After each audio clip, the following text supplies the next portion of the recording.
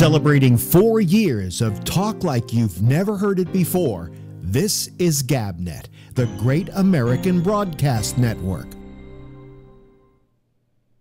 Ladies and gentlemen, welcome aboard the GabNet Tour bus. Today our tour will take us up and around the newly designed GabNet.net webpage. For your safety, please stay seated while the bus is in motion and enjoy your trip. Also, remember that tipping your tour guide is greatly appreciated. Okay, we're off. The first place of interest that we're going to pass on the top left, you'll see a rotating billboard of all of the great GabNet programs. Legend has it that legendary broadcaster Alex Bennett created this billboard to attract early visitors to GabNet and to lure them into his site. To this day, it's one of the top attractions on our tour. Up next, look over at the top right and you'll see the most recent video of Alex Bennett's Ramble. And if you're lucky enough, we'll see Alex interacting with the citizen panel. Always a tour highlight. Did I mention that tipping your tour guide is greatly appreciated? As we approach the bottom of the Ramble video, we see quick links to all the ways that you can connect with GabNet programs. Facebook Live, YouTube, TuneIn, Livestream, Vimeo, and the GabNet Roku channel. They're all additional stops that you can make if you choose to step off the bus. But remember, please tip your tour guide if you do, and then you can hop on the next bus. Here's another highlight on our tour. On the left side, you'll see GabNet On Demand. You can quickly access any of the most recent programs there. Clearly, a value spot on our tour because downloads are at no extra cost. Please give your attention now to the right side. Look at the complete tutorial on how easy it is to become a citizen panelist. By the way, if you're a Luddite, there's a phone number that you can use to dial in. Okay, we're nearing the halfway point on our trip. I certainly hope that you're enjoying it. Oh look, there's the convenient call Skype button that you can click on, which will automatically connect you to the citizen panel. So now we're turning down the center of the page. I don't want you to miss any of these attractions, so please pay attention. Up first is a link to the 24/7 feed. Now these are going to come fast and furious, so pay attention. Next is a quick note on how you can hear GabNet on Amazon Echo. Next, quickly coming behind that, and this is always exciting, a screen that shows Alex Bennett's Ramble when it is live, with a countdown to the next show. It's always fun when we pass and the show is live. We're winding down our tour of GabNet.net, but before we reach our final stop, it's important to note that there is a place for you to contact them with your comments. Let them know how you like GabNet.net and the GabNet programming. And with that, we wrap up our tour. Remember, as you step off the bus, to please be careful. And also remember that GabNet is talk like you've never heard or seen it before. Did I mention, please tip your tour guide? Reasons why you tune into GabNet. Here's reason number 9. Great celebrity guests. So how many years is this now with Teller? 43, and that's 43 continuous. You can try to say Keith Richards and Mick Jagger go longer, but they take 3, 4, 5 years off. You know, even when they're together, they take the time off. Continuous, you know, no more than 2 weeks working apart. Wow. And like being waterboarded for 43 years. GabNet. Reasons to listen every day. Log on to GabNet.net for more. GabNet. It's talk like you've never heard it before.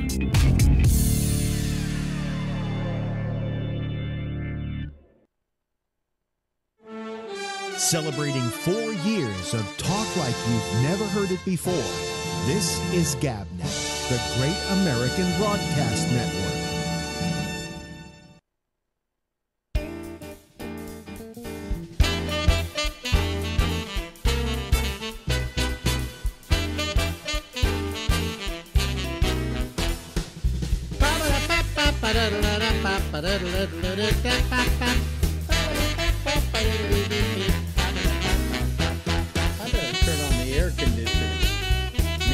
cold, but man, I have been, yeah, you know, whatever. Hey, here I am. See, I'm here. We have a guest, but he's in the other room and he hasn't come in yet, so I'll just I'll just sit here talking for a little bit. Man, has this been a day for me? There's this new Apple operating system called Mojave. So if you have a Mac, don't install it. I tried to install it on 2 different machines. The first one, it screwed up, and I had to use my backup tape to restore the drive to its original intention. And then I decided I would try it again, and this time, well, it worked. So I figured, it's probably just me screwing up the first time around. I'll go to the thing we have for the server. That would be good, the server. I'll go to Mojave on that one. And so I go to Mojave, and it goes through all the things, and it's processing. I'm going, this is going to be great. This is going to be terrific. And then all of a sudden, it gets to one point in it, and it just hangs up and hangs up and hangs up and hangs up and hangs up. I'm going to bore you like I was bored by how much it hung up, okay? So it just hung up. And I started and stopped the machine and go back to the same place it was, and then would go slowly a little more, and then would hang up again. So finally, I decided I'll call Apple. They'll have some answers to this, and I get somebody amazingly pretty quickly, not a long wait. And she says, "Oh, well, here's what you should do, and try this." And I tried something, and it was still hanging up, hanging up, hanging up, hanging up. Start and stop the machine, hanging up, hanging up, hanging up. So she said, well, the best thing to do is probably to go in and do a recovery boot. You do that by hitting Option R. So I hit Option R, and I know what the recovery boot is supposed to look like, but it's not recovery booting. So I say goodbye to her. I go online. It wasn't Option R. It was Command R. Okay? The people at Apple couldn't even give me the right information. That's the way it is. Here's a pair of earphones there for you. We got an old pal here who's he's in town for a very I guess a very short time. Let me see here. Boy, you're taller than Marjorie is, because I have this thing made so that it will look good for Marjorie. Let me see if I can. What? Nothing will make me look good. That's Walter Sterling, ladies and gentlemen. Or at least that's the name he's going by lately. But you can adjust it all you want. I'll never look good. No, I'm just trying to get you more in the frame here. Wow. So I just do that. She's also skinnier. She's skinnier. She's smaller. Yeah. Oh, wait a minute. I can't do it. Oh, let me see here. I can't tilt It's it. a very elaborate setup. Boy, that's about as good as I can do it. Wow. There you go. Your head is. I would go and adjust the camera, but that will take. Do you want me to tip it up? No, don't. I know what you should do is probably take the bottom of the monitor and just bring it up a little bit. Oops, up, bring it up. Just yes. Well, that's not it exactly, but move more back this way, and then we'll be fine. Who cares? I mean, why do we care about any of this? Anyway, this is our good friend who last time he was here, you loved him, Walter Sterling. You're not feeling well tonight, are you? I'm just run down, and I've had a cold for a week, and it needs to go away. You've had a cold for a week? And it needs to go away, yes. Wow, did you get a flu shot this year? Not yet. It's not the flu. It's not the flu? No. And I'd get the flu shot if I didn't have a cold. But because I have a cold, they won't give you a flu shot. If you don't feel well, they won't give you a flu shot. Oh, I see. So you can't even get the flu shot. I can't get the flu shot. I get it every year. The first time I got it, in the drugstore, it lists your risks. Yeah. Here are people who are at risks to get the flu, therefore you need a flu shot. And I'm like, that's not me. And then I read the list, about 10 items. Yeah. Every item I'm at risk. So therefore I've gotten a flu shot ever since. Oh, wow. Wow. Over 40, small children in the house. Yeah. Diabetic. long list. In, And I meant in broadcasting. work in broadcasting. Yeah. I checked every item. Oh, really? Oh, okay. All right. Well, So I've gotten it every year. And then 2 years ago, I started to get the pneumonia shot. Because I had pneumonia, and I learned about pneumonia something very interesting, which is it's not what I thought. I thought it was wheezing, trouble breathing, like a really bad bronchitis. It's not what it is at all. And so you can have pneumonia and have no symptoms. really? Yeah. And you'll hear about somebody. You know something? You shouldn't mention this to me because you know I'm a hypochondriac. Well, I'm going to nurture that. Your hypochondria. Oh, really? Yeah, I'll How you nurture gonna- that You're going to nurture it. by telling you this story. Yeah.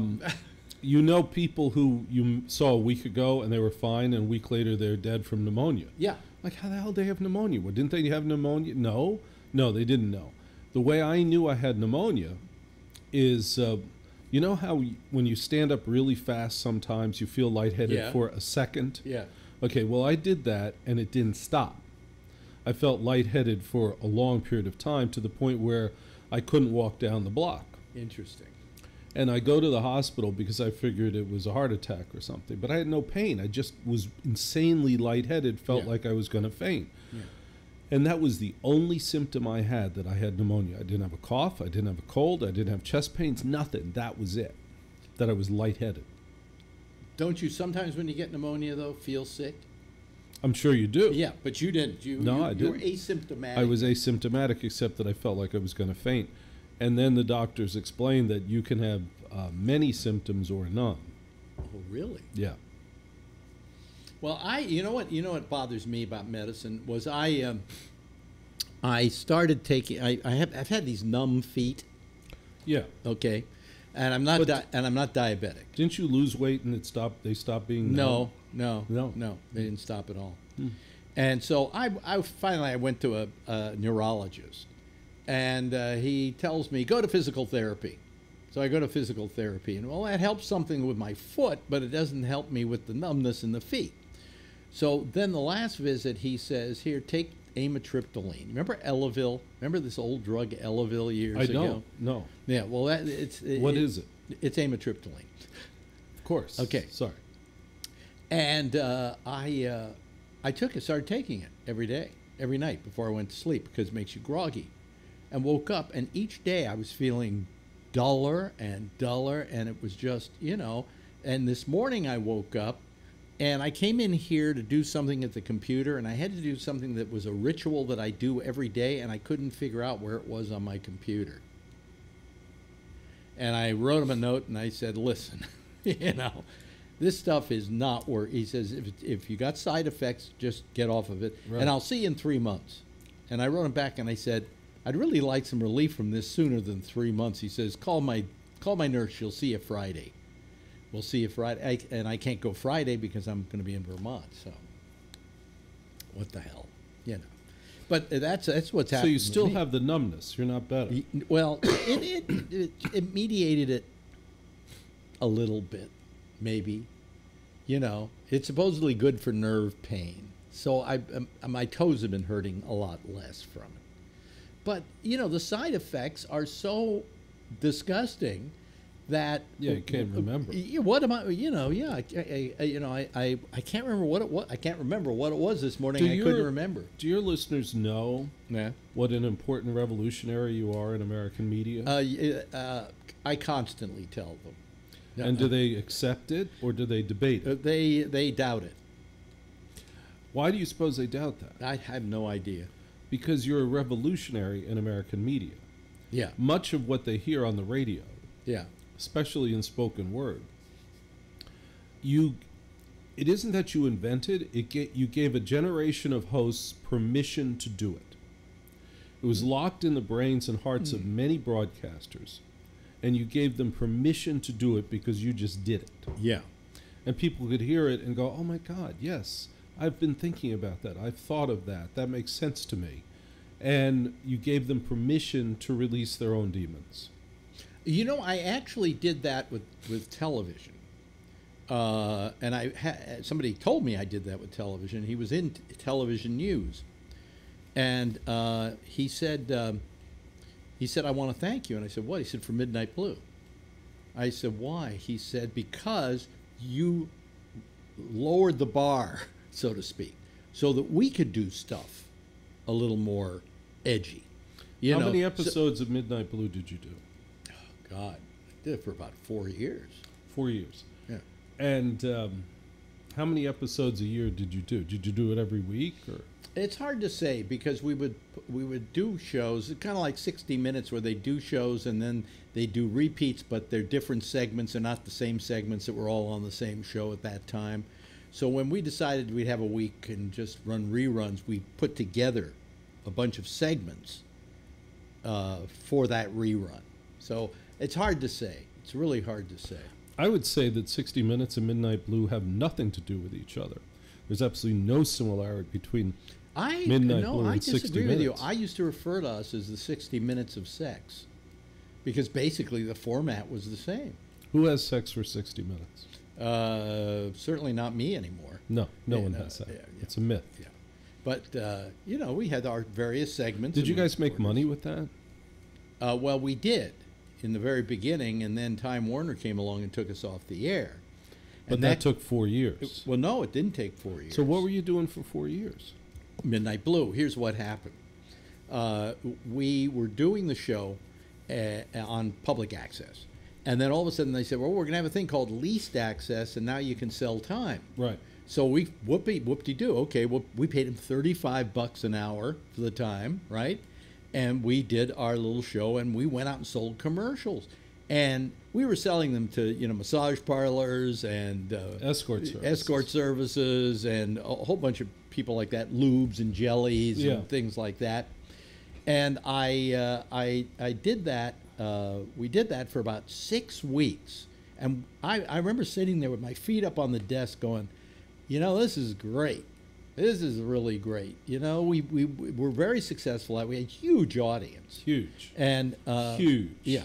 You drove subscriptions to Manhattan Cable like nothing else. I know we did. Like nothing else. Well, you know who Stu Smiley is? I'm afraid not. Oh, Stu Smiley was, one time he was the head of Showtime Entertainment. And then there was, what's his name, who was Letterman's producer, Bob Morton. Oh, yeah. And both of them used to go door to door selling cable. And in later years, when I met up with Bob, Morty said, hey, Alex, I want to thank you. I said, for what? He said, well, we came to your door. He said, we sold you cable. He said, we used to go door to door selling cable. And when you had Midnight Blue, that was one of our big selling points. And I made a fortune off of that. He said, I didn't make that kind of money till I got the Letterman show, And I said, well, good, And he said, so you helped create cable in New York City. Doubt. There's no doubt. And it was such a nascent industry in the 70s that they were so desperate for subscriptions that if you got a friend to subscribe, you got a month free. That doesn't happen anymore. No. But for about 5 years, if you got somebody subscribed to cable, you got a month free. If you get your friend now to subscribe, they charge you for his subscription. And you lose a friend. Exactly. But after about 6 weeks, all of a sudden, we get a call. We're taking you off the air. Why? You can, you're bad for our business, right? Or whatever. They didn't say that because they couldn't get rid of us. They had to get rid of us. We're just saying we were flaunting government rules and regulations or something like that. So we immediately go out and get the ACLU. And the lawyer we had for that was a very good lawyer, and he got us back on the air, but with specifications. We couldn't go back on with the name Midnight Blue, so I changed it to American Blue. Right. Which about a year later I changed to Midnight Blue 77. Right. Which then I dropped the 77, and we were back to Midnight Blue after about 2 years. Was Al Goldstein a horrible partner? No, because he really didn't tell us what we should do or not do with it. And my only job there was to keep him off of it, because I did not consider him a very good talent, and I wanted the show to have its own image, and I didn't want the image of Al Goldstein because he was like the pornographers from Screw magazine, right? And what I wanted was we're doing a really good news magazine here, but it's about sex, and we're pushing the boundaries a little bit. But he wasn't a bad partner. He would never put the kind of money into it that it would have taken to take it to the next level. Now, you mentioned that escort services were advertisers. Not escort services weren't on my show. They were on a friend of mine's show, but not on ours. Ours, we did massage parlors, which were called leisure spas at the time. Of course they were. Yeah. And Plato's Retreat. Plato's Retreat, was an advertiser. Now, what I always wondered is, in those days, there was the Verizon, 9X, New York Telephone Yellow Pages. Yeah. Yellow Page full-page ads were insanely expensive. Crazy money to buy a full-page ad in the Yellow Pages anywhere in America. Yeah. And there'd be about 30 pages of escort services in every Yellow Pages in America. Yeah. These were illegal businesses. Therefore, I always wondered, how did they pay? Did Vinny leave a bag of cash at your front door? How the hell did they pay?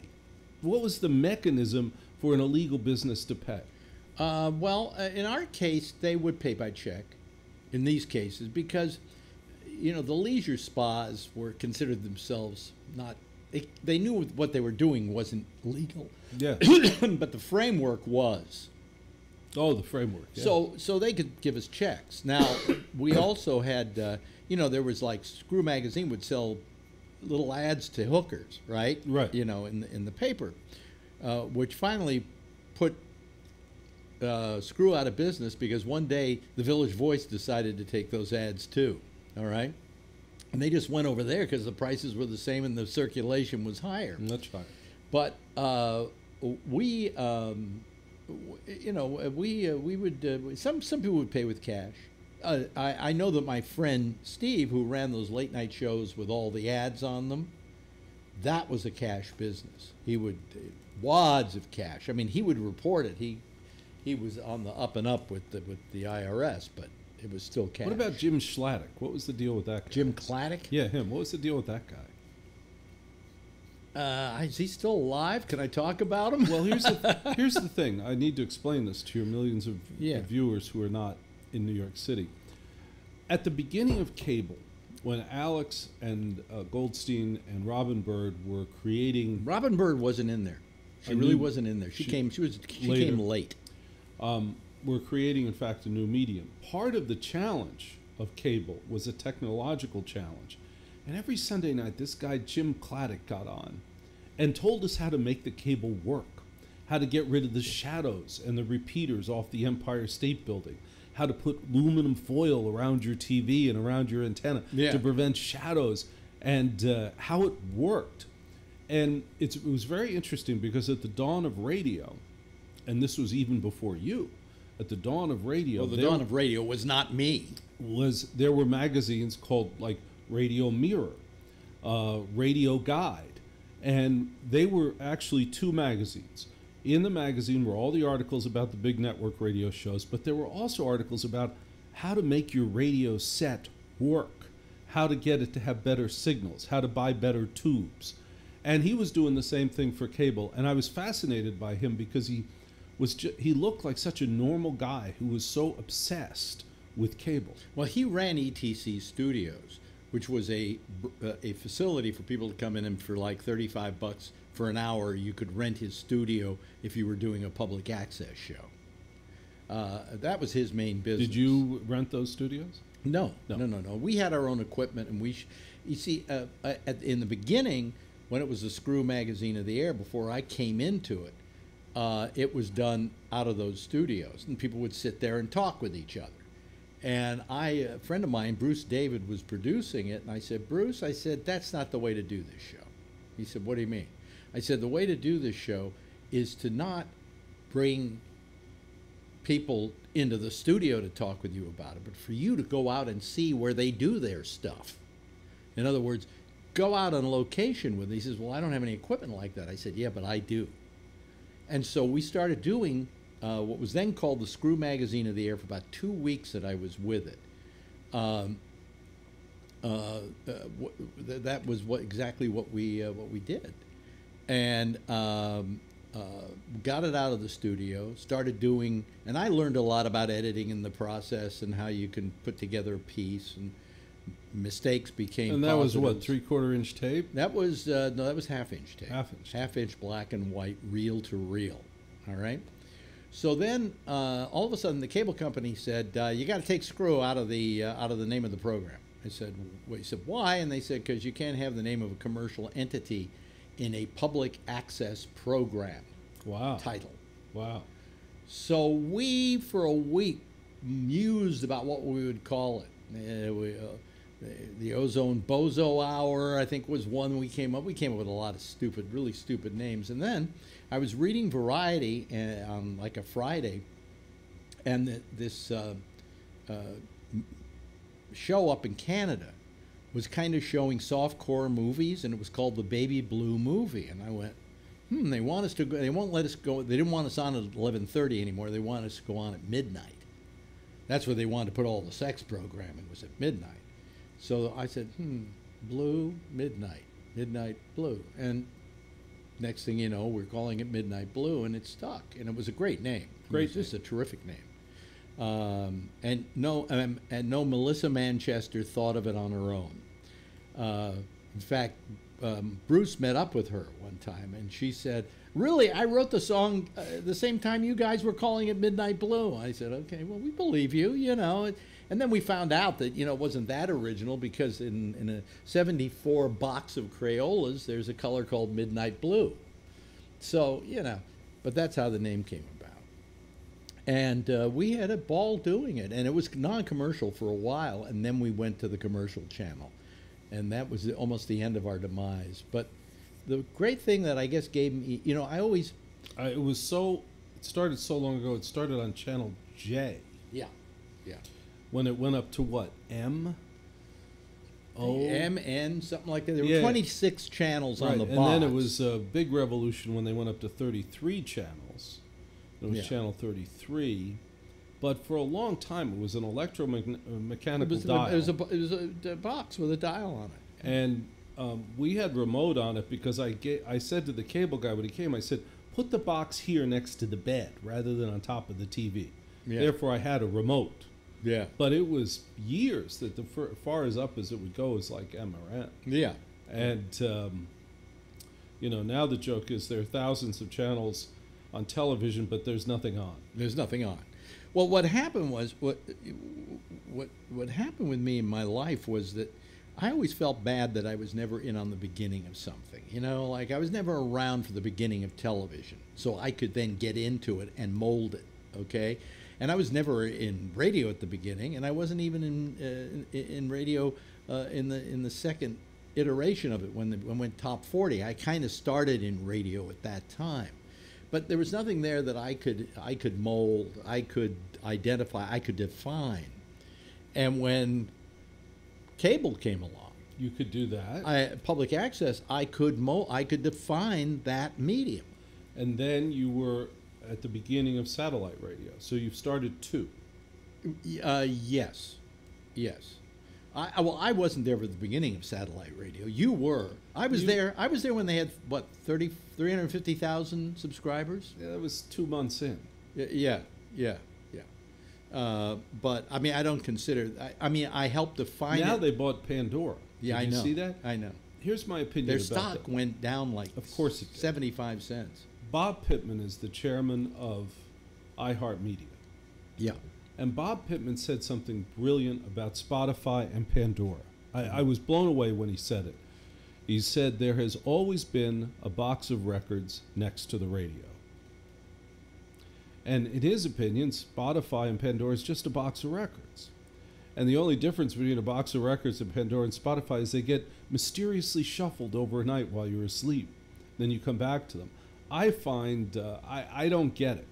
And because in terms of on-demand for music, I can go to YouTube. And if I want to own it, I can go to iTunes. Beyond that, I don't get it. I subscribe to Amazon Music for $7 a month, and on any one of my Amazon devices, I can pick any song that they're selling on Amazon. Yes. Yes. And I've tried to stump it. I finally stumped it once with play Al Jolson singing "Where Did Robinson Crusoe Go" with Friday on Saturday night, and she says, "I don't know what that is." You know. Is that on Alexa? Yeah. All right. So here's some questions to ask Alexa. Yeah. Because Alexa can't lie. She can't lie. You say to Alexa, "Are you recording everything I'm saying?" Silence. "Alexa, are you sending everything I say to the, what is it? Not the CIA, the other one, the more secret one. The NSA. Are you sending everything I say to the NSA? Silence. You ask her those questions, she won't say anything. Now, the funniest story I have about Alexa, I'm in a rich person's house. Yeah. And I'm sort of new to being aware of talking to speakers. And now I'm in their house, and no one's home. And I'm in their fancy kitchen, their Sub-Zero kitchen. And Alexa's playing NPR. Now, there's nothing more offensive to me than NPR, which to me is a government-funded hobby. It doesn't need advertising, and it doesn't need ratings. Okay, that's a hobby. And it also doesn't need programming. It doesn't, clearly. But it's a hobby. Yeah. And where people speak very slowly and celebrate the British. Now I'm there in this kitchen, and NPR is coming out. Yeah. And I'm like, how do I get this to stop? I couldn't remember the speaker's name. I'm standing there going, Judith, Julianne, Mary. I couldn't remember the name Alexa. It took me 20 minutes. I don't know how they came up with Alexa. I had to change mine to say Echo as the key word. Because, and they're called Echo. The device is not called Alexa. The device is called Echo. The reason I had to do it was because if somebody said Alex, right. You know. So then there's a trick you can do. She goes off anyway off of my surround sound speakers. In the room you're in, there is a echo there. The other night I was lying in there, and all of a sudden she started blurting out something, and I jumped out of the bed. That's terrifying to have random appliances speak to you. Oh, she says, I don't know what you're talking about exactly, but could it be blah, blah, blah, blah, blah, blah? And the other night, there was something that said on the TV, and the surround sound speaker said something, and all of a sudden, she jumped in and started playing music. So what I do on the air, and you can do too, is I start giving Alexa commands while I'm on the air. Yeah. Because somewhere I'm coming out of Alexa speakers. Yeah. And if you address Alexa while you're speaking out of the speaker, it still responds. So I always say, Alexa, make it much louder, and it will. You know something?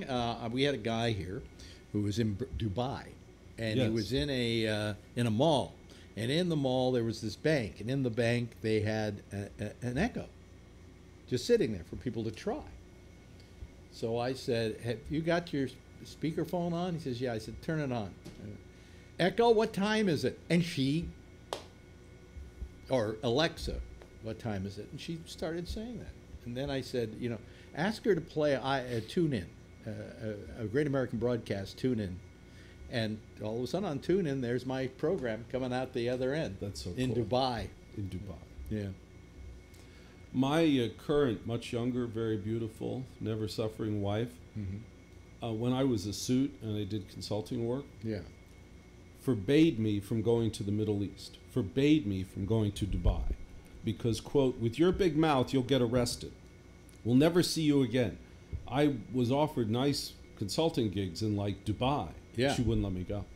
Really? Yeah, she was sure I'd be arrested. She's right. You think so? Yes. Why? Because I have a problem with authority, and it's progressive. It's a progressive disease. The older I get, the less tolerant I am of authority. Yeah. The Middle East is all authority. I'd have problems. Do police frighten you? No. They frighten me. They should, but they don't frighten me. I like the police because especially. But that's authority, though. It's different in New York City, especially in New York City. I'd be afraid of the police in Mississippi, Alabama, Georgia, with a New York driver's license. Not good. Yeah. But in New York, and Chicago and Boston, the police are very busy. Whatever I'm going to do, they don't care about. Yeah. you have to work really hard to get the attention of the New York City police because they don't want to file reports. They're busy. You have to be a serious criminal to get their attention. Therefore, I am not afraid of them. Oh, okay. Well, I'm afraid of court. You're afraid of court? Yes, I'm afraid. I have a phobia about going to court. I can't even begin to explain where this comes from. Oh, what? It's an actual phobia? Yes. Like I would be way too afraid to testify. Why is that? I don't know, but it's always been true. Because, I mean, my biggest fear are MRIs. That's a good fear. Now, how do you overcome that fear? I don't take it. Have you ever had one? No, and I won't do one. Or if they want to do it, it has to be an open MRI. Well, I've had to have like 3, and it's 20 milligrams of Valium. Really? And then I'm okay. Then I don't care. Otherwise, I'm terrified of them. Absolutely freaking terrified. And I don't open my eyes. So if I don't open my eyes before I go in, if I shut them before I go in and keep them shut, then my brain doesn't know where I am. And I'm okay. Between the Valium, keeping my eyes shut. Yeah, but I figure there are open MRIs here in New York, so I could go to one of those. I don't think that would help me. I think it's the enclosure that's the problem. Yeah, but there are ones where you kind of sit at one end of a tunnel and you just sit there, you know. The doctors will tell you it's not as good. Well, I don't give a shit. Right. You know, you're not getting an MRI out of me. Right. That's all. If you want an MRI, it's got to be an open MRI. It's not a bad way to score Valium. Oh, it's a great way to score value. But I have those pills the doctor gave me, which I don't have to take anymore. I'll tell the audience later why. Here you go, Xanax. You're a lucky man. It's very hard to come by nowadays that they've confused heroin with Percocet. With Percocet, yeah. No, you can still. Yeah, our doctor still gives us Xanax. You know. Xanax, yeah. But my wife can't get Valium, Percocet, or Ambien. Really? Nope. Well, you know, my wife is on very heavy pain medication for her back, right. And but she has to go in every couple of months and get evaluated again, and the doctors only give her so much per month. Yeah. You know. Now, and mind you, with all of those rules and everything about getting pain medicine, oh, by the way, those people are in severe pain. So to make them get out of bed, get in a car or public transportation, go to a clinic, sit in the clinic for an hour or two, be evaluated while they're in pain under the psychological stress of not getting their pain relief is a vicious thing to do. And it's all because of this odd confusion that somehow heroin and Percocet are the same thing. Yeah, that's because most people don't know what drugs are and aren't. You know, like, I mean, she tries to see how little she can use. Of course. You know, not how much she can Of take. course, because if you're on those medications, you try to take as little as you can so you can think and be present. Well, by the way, before we maybe bring this to a close, because I know you have to get to sleep, what are you in town for? I'm in town for lunch tomorrow. I came into town for lunch. You drove all the way from Cleveland. Thank God my sister had miles I flew in. Oh, you flew in. Thank God. Okay, because I was hoping. Because it's a hell of a ride. It's a 9-hour ride. It's a hell ride. Because it's a hell ride through what they call the Pennsylvania wilds, Alex, which is another term for nobody would build here. And so for 7 hours, you're driving through the most boring woods you've ever seen. Wow. It isn't even like really scary woods like in Alabama. It isn't Deliverance woods. It's sort of grandma woods. It's not scary. It's not interesting at all. Yeah. Well, I just wanted, as long as you're here, and I know you want to get to sleep because you have your noon lunch. I have my noon lunch, which means I have to be up by 10:30. Yeah. I wanted to thank you for letting me do your show. Let's talk about your show, about my show. First of all, next time I'm out sick or need a week off, I will ask you again to be gracious enough to do the show. It's very nice of you. The other thing your listeners should know is that we got tremendous response. People loved hearing you. But I was reminded again of your gift, and it's a gift very few people have, very few broadcasters have. You have instant rapport. You have this thing in your voice, and the connection between your voice and your brain is such that you have instant rapport. Really? The minute you're on the air, there's no wall. You said, well, I might be nervous. I'm like, you're not going to be nervous. And you weren't, and you sounded great. Were they all nice to you there, by the way? Your people, I didn't see them, of course, because they were all in Philadelphia. That was the part I worried about. Yes. Was having a screener and a board op in Philadelphia. Yeah. And I thought it would be strange. But really, in a lot of ways, they were so comfortable that they made me feel like they were in the same room with me. Yeah. You know, she would talk to me during the breaks, and then she would count down to us coming back, tell me, I'm opening your mic now, you know, and made the whole thing just an absolute pleasure. And I was terrified to do it. Well, I like doing it that way with them in Philadelphia and me in my laundry room because I can be in my underwear, and it doesn't affect anything. Yeah, I kind of like being in a studio, though. Yes. There was something about being in a studio that gave me a certain posture. Yes. You know, that I don't have here because, you know, it's right next to the bathroom, you know. But they're thick walls. You're okay. You did frighten me with something, though, before I did it. You said, be sure you know how to get back to the studio from the bathroom. Well, it turned out to be a valid concern, didn't it? No. No? I thought it was so easy. It was ridiculous. Did you? I still get you lost just there. come out of the bathroom, turn right, first hallway, turn right again, first doorway, turn right. There you I'm are. confused right there. What radio nightmares do you have? That is one of them, that I won't be able to get back from the bathroom. That's one of mine. Or that I get back and the door is locked. Yes. Or I don't know which record to play next. Yeah. Now, years ago, I don't even know what the excuse was, but I was on Barry Farber's show as a guest, but I was like 20. And Barry did this move that few could get away with. There were 3 or 4 panelists. He had a panel show every night on WOR in New York. But Barry had gout. And his foot was up on a chair while he was doing his show. Mm-hmm. And because he had gout, he had to go to the bathroom more often than a talk show host should have to go. Oh, I see. Each time he went, he wrote a note. And he'd toss it at one of the guests and get up and leave. Mid-conversation, he'd write a note, toss it to the one, and the note always said the same thing. Keep talking. Keep talking. We didn't know when he was coming back. We didn't know what we were supposed to do, but we kept talking. You kept talking? And nobody knew. I did the Barry Farber show once, and I was on with Roy Cohn. Wow. What a scary night that was. Well, he was a terrifying man. I never, you know, I said to people, I've never seen the eyes of the devil. Yes. But the minute I looked into his eyes, I saw the devil. You know. Yes, you did. And the only other time I saw that, it'll go nameless, was somebody we worked for. That was the only other time I saw those eyes. Somebody we worked for. We worked for. And I won't say it. I won't say. No. Oh, yes, I think I know what you're talking about. In fact, there was a book that referred to that phenomena that said, I thought I had met Satan until I met that man. Oh, the man you... Yeah, the man we're talking about. Actually, a book was written, and it mentions him, and it says, I thought I had met Satan until I met, and then this guy. Really? Yes. Really? Yes. Oh, then my feelings about him are not misplaced. No, your feelings are not misplaced. In fact, my current, much younger wife, in addition to forbidding me from living in Dubai or visiting Dubai, forbade me from ever taking a job working for him. Yes. I think you told me that once, and now I know exactly who it is. And that's the only person, that's the only involvement she's ever had in my career. That was the only direction I ever got. Don't go to Dubai and don't work for Satan.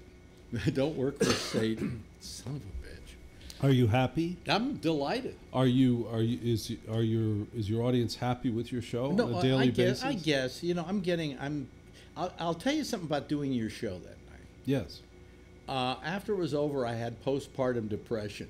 Yes. Well, you just because it was like somebody, like I was starving and somebody ran a steak past my nose. You know? Yeah, that's on a good night. But if you had done a bad show, you would have been happy with McDonald's. Oh, I would. You know, but I really enjoyed it. Well, you're one of the greatest broadcasters who ever lived. Oh, geez. It was an honor for me to have you. I couldn't believe. You know, many people in radio were like, "You're kidding me! How'd you get him to do it? How'd you get him to do it?" Was usual response. Really? Yes. I just asked. I don't tell them that.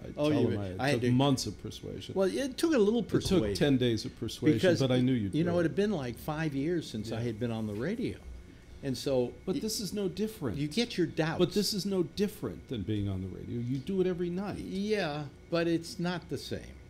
You know, to begin with, there are not a lot of people listening. Of course, we don't know how many people listen to your show We either. have no idea. You know, I mean, it could be I've got more people here than you had there. I don't know. Entirely possible. No, I mean, I'm not saying No, there's you're anything right. wrong with your No, show. I'm no. just saying that the idea that radio stations have these thousands upon thousands of people may not exactly Now, by be the true. way, you know what was sexy? But you know what's sexy about the lineup of the stations is there are 5 50,000 watt clear channel stations on Really? that lineup. 5. I didn't tell you this before you went on. 5 50,000 watt clear channel stations: Philadelphia, Dallas, WLS in Chicago, KMOX and KDKA. Oh, well, now you've frightened the shit out of Right. me, and the next time I have to do it, I'll go humma, humma, Plus, humma. the #1 talk station in Washington, D.C., which is an FM. Giant station. Okay, so that's pretty sexy. And we're on live in Guam. I know. That's my I favorite think I part. said hello to Guam at one Yes, point that's my on the show. favorite part. And so that means 3 p.m. on Monday in Guam, Wow. live. Wow. Every show, like you did, I greet Guam and I make the weather guy give the weather in Guam. Yeah. Because nobody in the States has any idea where that is, so it's exotic. Well, it was a pleasure to do. I just, I really enjoyed it. Thank you for know, doing it. And the people I worked with were terrific. You know? Mel Karmazin's niece. Yeah, I know. I didn't mention that to her. No, I call didn't- her Elena the K. I never say her last name on the I air. didn't say, hey, that name is awfully familiar. I No, didn't do don't any say of that. that. Since I knew already I wasn't going to, Yeah. Is that how she got the job at the station? No, that's how. No, absolutely not. She's really good. She's very good. I mean, if I had a good night, 50% of it was because of her. Oh, that's great. I I will tell her. That's terrific. Yeah. But because, as you know, I had apprehension about doing You had a lot of apprehension that I knew would go away with the first sentence. Yeah. Once I was on, and when 3 hours were up, I kind of went, is that it? Right. That's a good show. Yeah. When 3 hours are up and you go, Well, thank God that's not a good show. You're going to do a good show if you only have to do one every 5 years. Yeah. But if you have to do them every You day. do it every night. You get. Well, I just do this to keep my chops up, is what I do. Well, it worked. So. Well, thanks for having me in. Well, thank you very much. No problem. Sir. I really appreciate it, and I look forward to doing your show again. You will do my show again. And it was. And anything I could do for absolute you, delight. anytime you want me to come on, if there's some vague thing you think I can help by just calling me, I'll do it. Okay. Well, you got Skype, don't you? I do. I got Then it I can because of actually you. call you on Skype and you we can shamed me talk. into it. It's a stunning piece of technology. It really is a stunning thing. Yeah. It's too bad it's so badly administered. Is you it know. badly administered? I think so. Yeah. Right. It really is. Anyway, thank you so much. All right, thanks, There he Ace. goes, ladies and gentlemen. He'll walk out of that screen. Oops, there's a lot of wires there. I should have gotten rid of them before we went on. Thank you. Okay, and there he goes. And let me see here. Let me go to my screen, and there we go. Okay.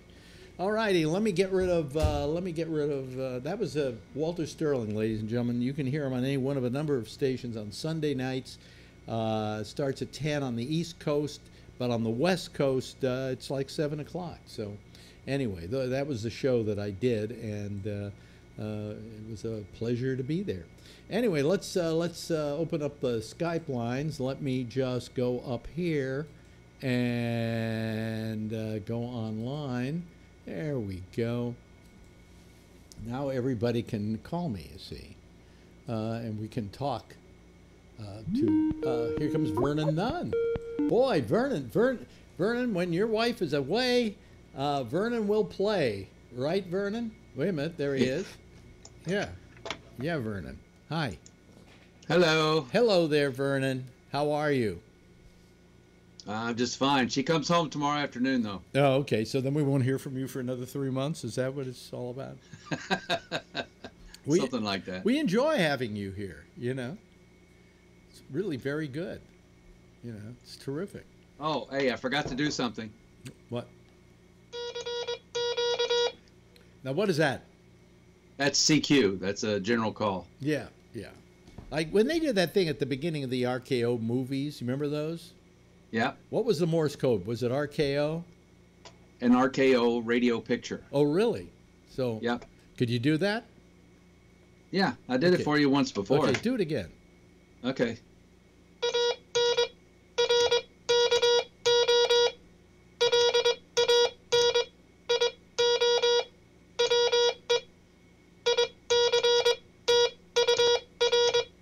And then the big theme would come up Yep. for the movie. Wow. And they spell the letters out across the top Right. as the Morse code is being played. Oh, really? See, I wouldn't know Yeah. that. You know. Yeah. I just thought it was. I knew it was the sound of Morse code, but that was about it. Anyway, how are you doing? I'm doing okay. Today was my volunteer day at Habitat for Humanity, so Oh, we really? worked on building Oh, a how house nice of today. you. How nice of you. Oh, and we're Yeah. being joined by my newly acquired friend, Jeff Stein. Hi, Jeff. How you doing? Jeff had a How you doing birthday. today, Alex? Jeff had a birthday on Sunday. He was 73, and we were invited to his birthday lunch. And Wow. we had it up I'm here. still 73, He's still 73. unfortunately. And what a nice time. And then he came back here and hung out with us, and it was very good. nice. You have a lovely wife, Pamela. She's terrific. And we really enjoyed having you here, you know. Yeah, we had a great time. Unexpected Yeah. from my perspective. Well, you didn't know I was going to be there, did you? No, Okay. no. That's why I never gave it away on the air. That's good. Because all her messages, all her notes to me started off with the word, with the subject is shh. So I didn't know that. I did that. pretty funny. Yeah, yeah. But it was nice having you over. You know, it was nice Yeah. nice meeting with you. Sure. And we got to learn all about the house. Oh yeah, And, but and the house is fantastic. yeah, apartment It really actually, is. but it kind of feels like a house. You know. Well, it does. Yeah, it is really much like a house. In fact, it's larger than some houses. That's right. Yeah, but we recited the whole situation here. Yeah, your apartment's probably bigger than my whole house, Alex. It's 2,500 square feet. How big's your whole house? 1,960. You see. I can't count the basement where my radios are because the in our city the ceilings in the basement have to be at least 7.5 feet high. Otherwise, you can't. Even if it's if you got it decked out Yeah. and finished, they don't count that as living space. Well, we have a foyer, an entryway, that is larger than most bedrooms. You know, the place is huge, just huge. And all the rooms are big, except for this one isn't as big as the others, because I think it was split in half at one point. Because the only time, usually you can't hear your neighbors. These walls are just too thick. But I can hear neighbors on that side. I can't hear my wife. It's just in the other end of the house Yeah, yeah. because these walls in this house are very thick. Oh, you know where I had trouble? Are we getting any more callers, or did I talk to Walter too long? Anyway, no, we've had a problem with Wi-Fi in this apartment. You have to put multiple repeaters The in. walls are so thick. Well, I put one other repeater in. I actually hardwired it rather than did it as a repeater. Because if you do a repeater, you got to put a repeater in a place where it still gets a signal from the other signal. Yeah. You can't put it way on the other side of the, like I put it all the way in our bedroom, but a repeater would be only picking up the signal from the weak signal already and not amplifying it particularly, you know. So I hardwired it, and so it takes care of the rest of the house, pretty much. I had one that was a little weak, and then it went bad or something, so I got another one with like 4 antennas on it, and that did the job. Hey, look who's here! It's Phil Meyer. Hello, Phil. Hey, how you doing? Yeah. It's Mr. Rush the Vote. Yeah. Well, you know, I think that Alex should apologize. To who? To who? Because, you were born a white, male, heterosexual, and you should be apologizing to everyone and anyone who wants an apology. Sure, I'm happy to do that. Okay. The reason I can do that is I'm used to doing that because I've been married. That's right. And as a guy, you're always saying I'm sorry because you just want to end the fight. Okay. Well, you see, that's only half the battle. Men do not, believe it or not, most men do not mind taking the blame just to get out of having a fight. Yeah. Now, do you buy jewelry or flowers when you try to get out of it? I buy jewelry. Yeah. Do I buy jewelry or flowers? Flowers. Yeah. They're cheaper than jewelry. Yeah, especially at Costco. Oh, well, yeah, Costco there. But she goes, why do you keep getting me these cheap flowers? They die too fast. They do. Well, maybe they don't die too fast. Maybe it's just your lovely personality that's killing them. Causes them to wilt. Yeah, it causes them to wilt. Yeah, I've got the black touch when it comes to flowers. Yeah. But my friend Barry says, because I told him that you had done Walter Sabo's show, and he says he is a legend in the radio business. Yes. So, yeah. Who, me? No. Oh, Walter. Your friend, Walter. Well, how you feel about two you too. two legends being right here? Yeah. Yeah. So when you agreed to do his show, Alex, did you know you were going to be on in Guam? Yes, I knew that. Yeah. Yeah. But it was wonderful to do. It was a lot of fun. I thought it was a nice studio as well. Oh yeah, I phoned you from it and showed it to you. Yeah. I was pretty impressed. Actually, it wasn't a nice studio. It was a studio. It was right. It was a talk studio. It had like a couple other microphones if you had a bunch of people in the studio. Mm-hmm. I can't remember who. It was meant for some network or something that rents space out of CBS. I think Westwood One. Yeah, it's Westwood One programs. So they rent space out of there, and so I go down there and I am walking into the CBS headquarters. It's really nice. Did anybody put a sign on the door for that studio that said janitor?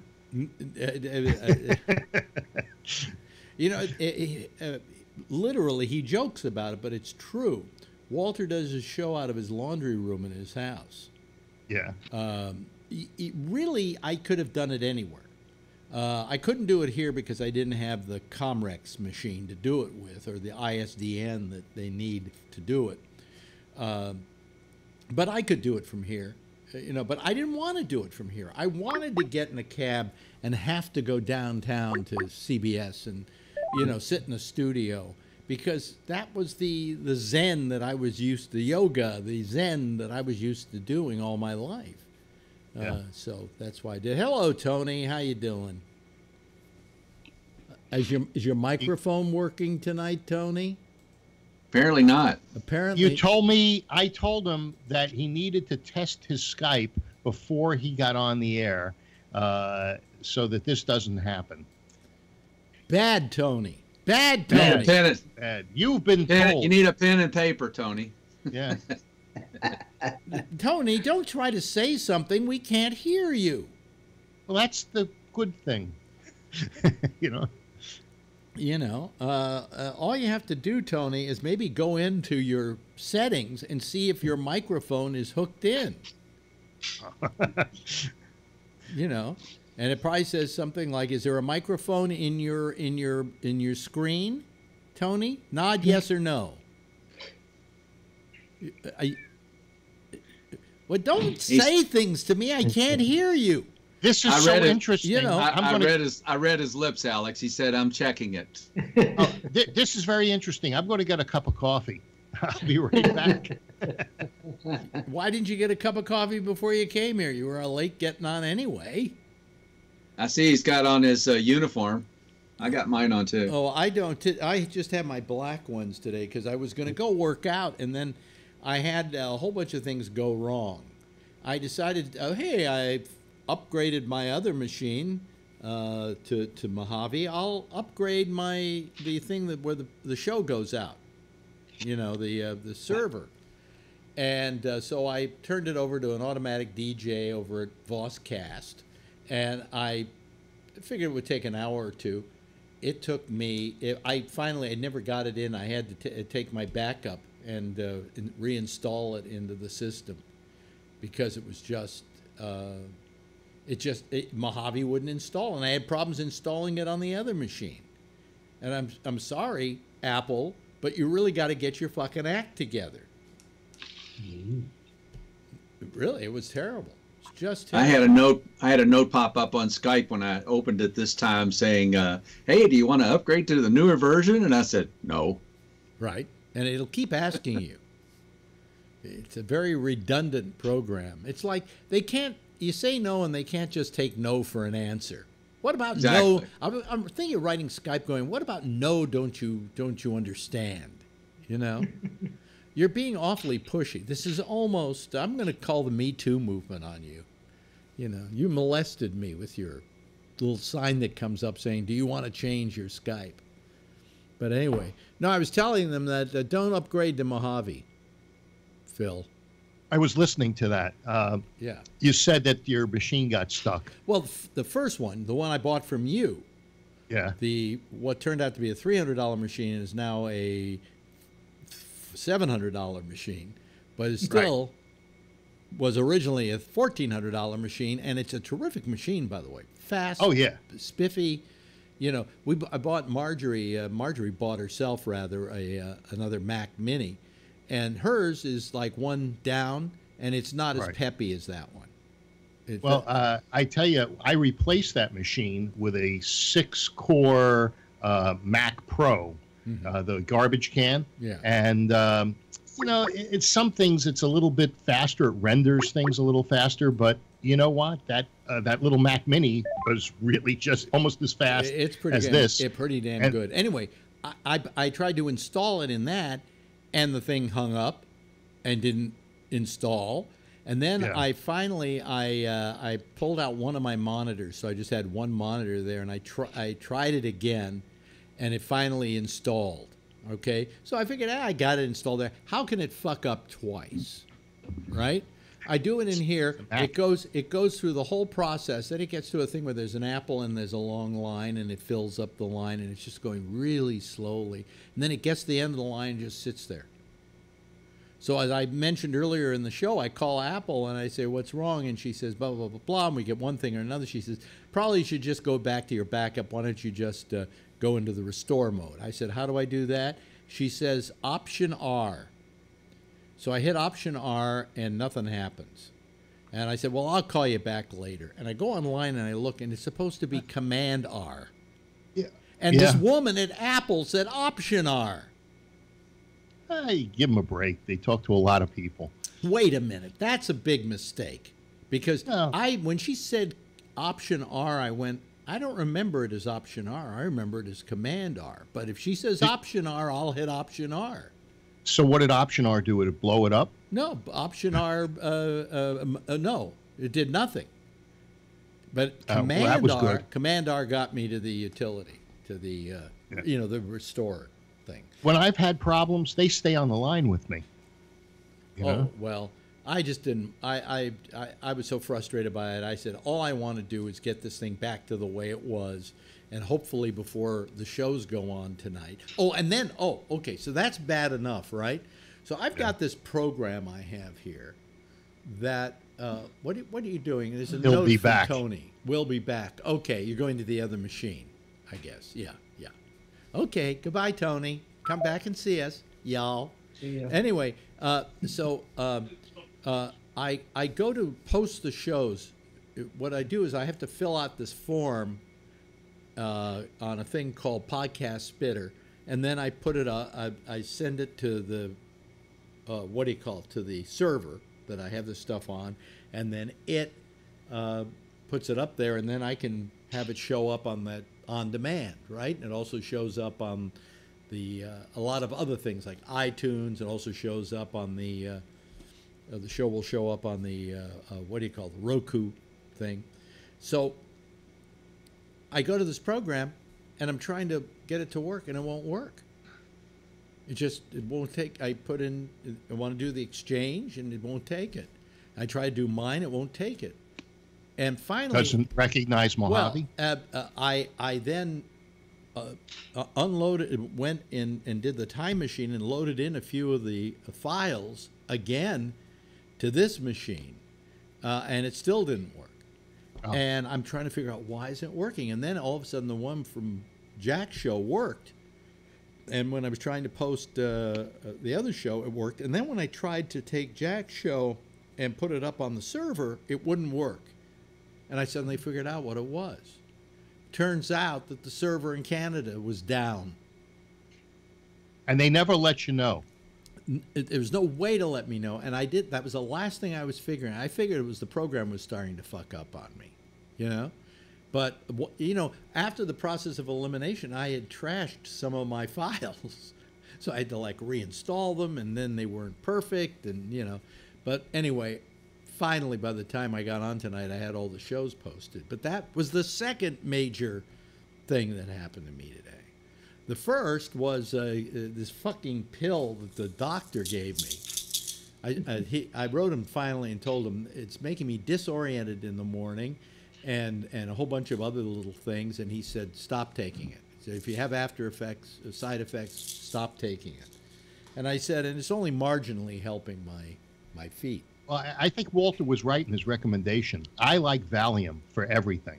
I like it with my coffee. I like it with my cereal. Yeah. Do you remember the days when Valium had a hole in the middle? Yeah. It had a hole in the middle in the very beginning. Oh, no. The ones I get are just little tiny. Yeah, they had a little hole in the middle. Somebody said, you know why there's a hole in the middle? I said, why? They're lifesavers. Very cute. It's true. So anyway, I had lunch with Jeff. I met Jeff personally. You should see the pictures we took. Oh, yeah, very nice. So that was your surprise lunch that you had put on Twitter or something? Facebook. Yeah. Okay. Yeah. Yeah. So, we went to Harlem. Yeah. To have lunch. Came up to my neighbor. That's right. Now I'll have to meet the rest of you. Like, I've never met Phil. Hey, Phil, I exist. I have actually slept on your sofa for a week during the mudslides. Yes, you did. I think. Ray. Hey. How's it going? How are you? I'm doing well, thanks. A little more calmed down than the other day. Yeah, I'm done with that. Well, the trouble is, I think that while all of this is serious stuff, you just can't take it that seriously. It's going to drive you crazy. No, I already. No, I decided that. There's nothing you can do about any of it. Well, that's why I know. That's what I wrote. Was driving me crazy, but now that I admit that, that's what I wrote him. I said, feel fine. The thing that's the most frustrating about it is that we have no control over it. A bunch of morons have control over it. I think Phil will agree they're morons. Yeah, there's a woman from Arizona, last name of Mitchell, is going to be the attorney that interviews Dr. Ford tomorrow. Thursday. I think that what upset me the most is Thursday. that Dr. Ford lives 2 blocks from me, and it was just a strange feeling. Yeah. That's what was getting to me. And then I was listening to her friend saying how she had to, she's hiding out in some hotel somewhere because people were threatening her kid's life and her life. This is getting stupid. Even Ted Cruz, who I can't stand, Ted Cruz can't go into a restaurant anymore. And this is with his family. It's enough is enough.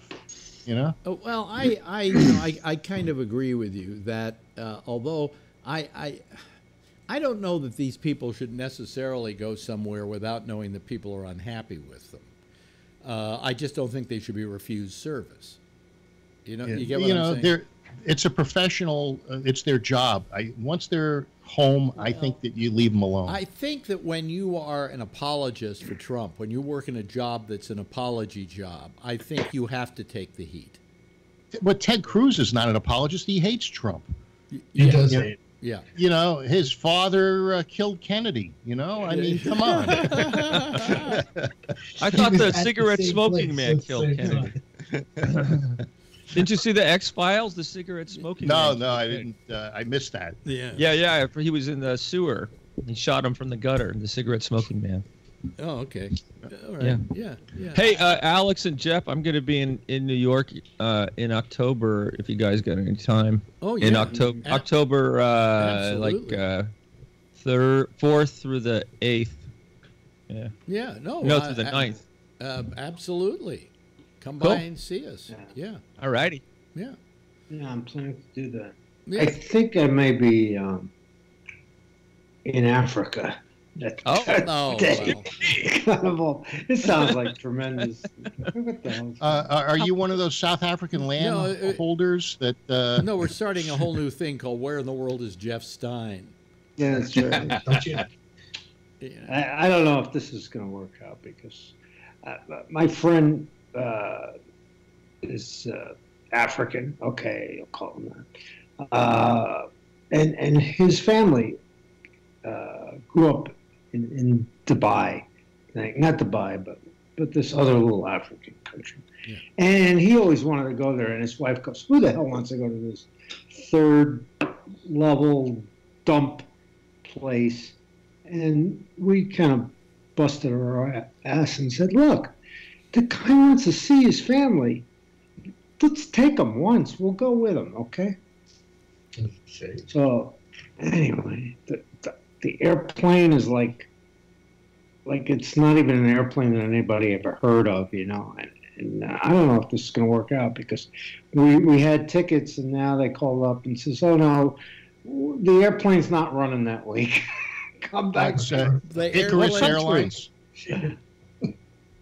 What country is it? What country is it? It's let me find out. Hey Pammy, what's the name of the country? Cape Verde. Cape Verde?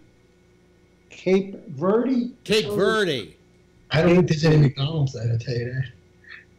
Kiribati? Holy Cape Verde? Yeah, it's in the ocean. It's like nowhere. It's in the ocean. It's in the ocean. Yeah. You're under the water. Oh my God. Well, wait a minute. And half of the people there are black, and the other people are Portuguese. Really? So it's an interesting little couple of islands there. And other than that, let me see. The people go on vacation there. There's no Cape Verde. Cape Verde. As long as you're going to be in that part of the world, are there a couple of other places to go to afterwards to relax and enjoy? Cape Verde. Oh, it's a vacation place. I mean, it is. Oh, yeah. But that's it. Cape Verde. My wife knows all about it. She's a geography expert. Cape Verde, pronounced Cape Verde. Well, how far? Wait a minute, I just had it here. Hold on a second. Let me make it louder. Cape Verde, pronounced. Wait a minute. Oh, it's an island. Yeah, it's several islands. Tony, it's past Atlantic Avenue. Hold on. Pronounced. You better make a Cape will. Verde. What is it? It looks like Hawaii. Hold on a second. How's it? It's right off the coast of Mauritania. How's it pronounced? Cape Verde. Okay, that's Verde. how it's pronounced. Okay, that's the pronunciation. Can't you just go to Florida? He does. I gotta get that. Oh, wait a minute. Hold on a second. Cape Verde. I have to go get The it pictures again. are pretty cool. Yeah, it looks really nice. It looks like a little Caribbean place or something. It does. It's in Africa. Yeah. Yeah. Wow. Oh, look at that hotel. Wow. Oh, Yeah. I got to go here. This is like a really nice place. Can you get Somali kidnap insurance? It's the other side of the continent. Oh, Senegal. Somalia. You have to get Senegal kidnap insurance. Is an island country spanning the archipelago of 10 volcanic islands in the central Atlantic Ocean. It forms part of the Micronesia region. Really? That's Micronesia? Along with the Azores, Canary Islands, Madeira, and Macronesia. Macronesia and Savage Islands. Ah. Oh, the beaches are beautiful. So it's kind of near Spain, actually. Yeah. Yeah, it's It looks nice. It looks like you have a good time there, but you're not going to see lions and tigers and bears and stuff like that, you know. You're going to see a lot of women in bikinis. That's for damn sure. That's good. You know. Nothing wrong with that. Make sure that battery in your pacemaker is working well. Maybe they have some nude beaches for you, Jeff. Yeah, if they're Portuguese, they might. Yeah. Yeah. Hello, Brian Ludwig. How are you? Hello. What happened to Tony? He got up and running, and now we don't see him. Said he had to get a mother Diet fell Coke or something. I don't know. Anyway. So What's There he that is. fire? Enema. What's that fire hazard behind you, Brian? Oh, that's USB wall plug. Oh, okay. It's not a bunch of plugs all into one. Oh, you should see the plugs I have under here. It's just I'm surprised I'm alive. Yeah. I know. Every studio's got that, and Same you like- can't figure out how they tangle themselves together Oh. if you haven't touched them. You know, I hate it. It drives me nuts. you want to know something? I'll tell you. There have been times that I've said, okay, I'm going to take a week off from the show, and I'm going to rewire the whole place so that I can have the wires all kind of neat and everything. And if I did it, I know that as soon as I was finished doing it, it would just be a rat's nest of wires. Yeah. Because there's no really good way of doing it. You know, so I've tried using that stuff that looks like vacuum cleaner hose that's cut down the center. Yeah. I've used split zip ties. I use things that connect it to the bottom of the desk, and you could connect the zip tie. Doesn't matter. If you saw this, no. I have every idea of why. You know. Yeah. Why is that? Why it's that way, you know. I mean, Yeah. what it's like. I have no question that you've got a mess under your desk, and I mean, there's no, you know, that Mac Mini blew up on me when I plugged it into the wall. Why? I have no without idea. Without the Well, plug. I had a power strip. Plugs. And Right. I pulled the power strip out and plugged it into the plug, and that's when it blew. Otherwise, the power strip just killed the electricity, you know. But I don't know why. I have no idea why. It could have been something wrong with the Mac Mini for all I know. You know. Doubt it. I mean, you know, it worked for me for how many years? All I know is $370, I got a completely new Mac Mini with a new hard drive and everything, because they took the hard drive, they forgot to make sure it was working, and it wasn't working, so they gave it back to me and unfinished, so they said it's on us. So I didn't have to pay the $222 for the drive. Yes, Brian. I was just going to say, off and on for the past, going on 10 years, actually going on 9, but ever since I read an article in passing how some Japanese tech firm was experimenting with the notion of being able to use any of your devices, including TVs, cable boxes, computers, and whatnot, without having to use any wires to connect for power or for any other, or for display. I always wondered, even now, when you bring this up, you know, one, in direct reference to what you're talking about, no matter how many times you try to get everything neat and organized, ain't never going to fucking happen. And number two, even if we could have wireless connectivity and wireless charging capabilities, 100%. With all the stories I read about how cell phone radiation and whatnot can give you brain tumors and cancer, I often wonder, you know, 50 years after we have a completely wireless society, if our heads will be like this and all misshaped and malformed with big pustule tumors coming out of every orifice and every cavernous corner of our faces and our bodies and our upper bodies and whatnot. So who the fuck knows? Yeah. Hey, you know, I've got a remote control that controls 15 devices called a Harmony One, and now it's at the point where it's great just to have one remote control that does everything. Like an alien Star Trek race or some shit. Who fucking knows? Lately, I have to press help every time I use it to turn off or turn on the stuff that didn't turn on or turn off. Yeah. Yeah. So there's nothing that works as good as an on-off switch. Yeah. You know what? I've often wondered also regarding the Easy Pass. This dovetails with what you're talking about, but the Easy Pass. given the nature of the work I do on and off basis. Oh, for the cars, for the tolls? Yeah. Why don't those fucking things have an on and off switch? Because you have to fucking shove it up your ass in order for it not to be read by an Easy Pass sensor system. Because my company pays for tolls, but they only do it during every weekly pay period, and the weekly pay period ends on Saturdays. So if I'm using the Easy Pass system on a Friday, I'll be lucky if I can get the receipt over the Easy Pass website within a 24-hour time frame or by Monday. So, you know, this is the problem. I sold a car, and I had the Bay Bridge or the bridge passes, and I sold the car, traded it in, and the guy with my license plates, even though it didn't have the Easy Pass, or I forgot what they call it, on the window, the license plates were recording it. I was getting charged $125 for this guy to go over the San Rafael Bridge. Oh, you know, I had to contest it. That's what you got charged for not paying. No. That's what his charges were, because it would read my license plate, really? even though the Easy Pass thing wasn't in the car. He might have thought it came with the car. Well, no. So the guy was going across the bridge, didn't have his own Easy Pass, and I was paying for it. So finally, you know, when I got the bill, I looked at this and I said, well, wait a minute, because if you charge so much in a month, they raise your deposit. So they raised my deposit from $25 to like $150, and I said something's wrong here. So that's when I called the pass people, and they took the charges off. Here's a underlying thought on that. And my mother said it best, and she's no bra burning liberal. Let me tell you this, but she said it best. Why the fuck do we have to pay a toll at all? If you have to raise taxes by 2%. To eliminate toll booths. No, wait a minute. I can see a toll. When they build a bridge, I can see a toll till they pay the bridge off.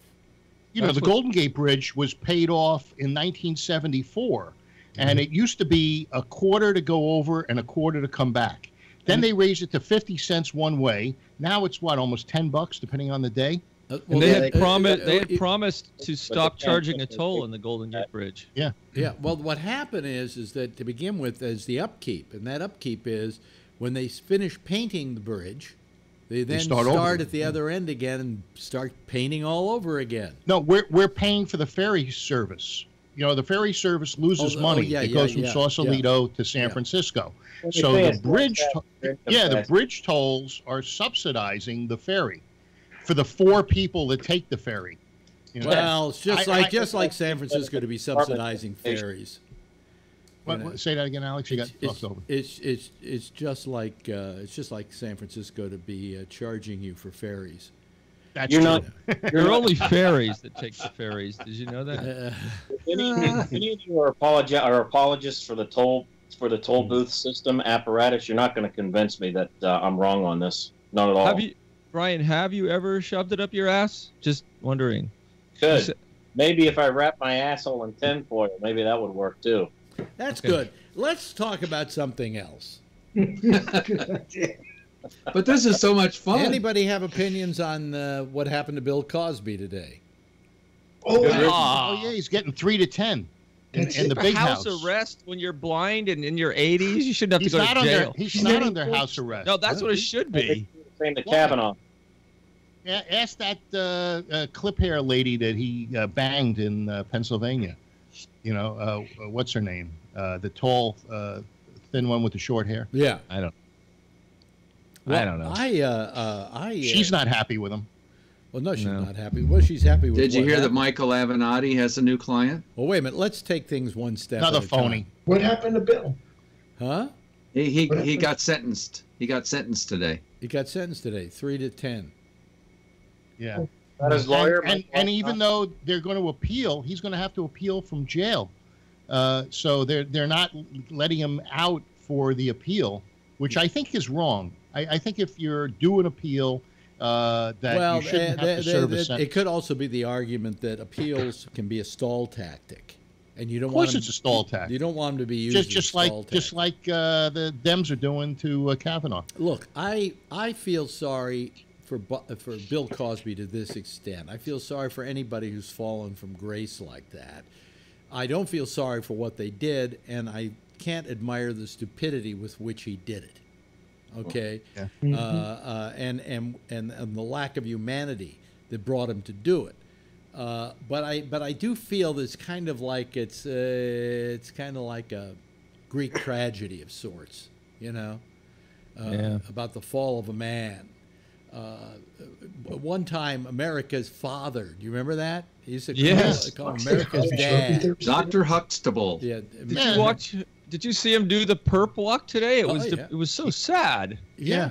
And that other guy that did the perp walk, the one that makes the guns that you can't detect, when he got arrested in Taiwan, and it's a guy that has put plans to make guns that you can't trace online. 3D printer.